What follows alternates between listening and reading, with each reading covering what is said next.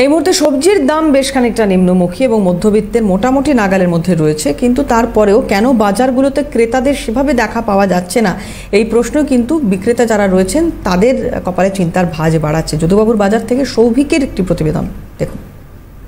বাজারের দাম কিন্তু ইতিমধ্যেই কমে গিয়েছে, কিন্তু সবজির দাম কমলেও কিন্তু ক্রেতাদের কোথাও গিয়ে দেখা মিলছে না।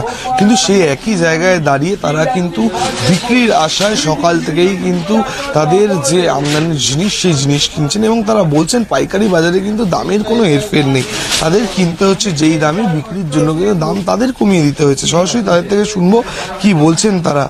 দাম কি কমেছে? আগের চেয়ে তো অনেক দাম কম, বেগুন টেগুন সব দাম কম, কিন্তু আমদানিটা বেশির জন্য কাস্টমার চারদিকে ছড়িয়ে যাচ্ছে, আনাচে কানাচে বাজার হয়ে যাচ্ছে। কিন্তু বাজার ভিতরে আমাদের দাম এখন তো মোটামুটি সব দামই কম, মানে বাজার আমদানি হিসাবে দাম আগের চেয়ে অনেক কমে গেছে, কিন্তু কাস্টমার কমে গেছে। দাম বেশি থাকলে দাম মোটামুটি কম, আমদানিটা কম হয়, তখন দাম একটু বিক্রি বাটা হয়।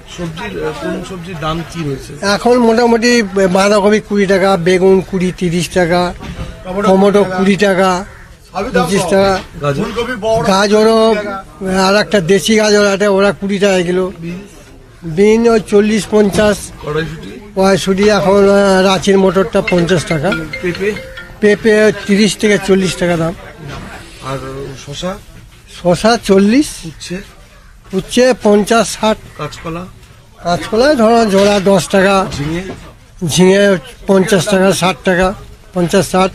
পটলের দামটা একটু বেশি, পটল 15 টাকা, 150 টাকা কিলো, লঙ্কা 60 টাকা 70 টাকা দাম, আদা 140-50, পেঁয়াজ 30-35, পেঁয়াজের দামটা একটু বেড়ে গেছে, লাউ ওই 30 টাকা কিলো। না, ক্রেতারা একদম নেই, বাজার খুব খারাপ। পরীক্ষার জন্য হচ্ছে, আমার এতদিন আমি কারবার করছি, আমার এত বাজার খারাপ আমি দেখি না।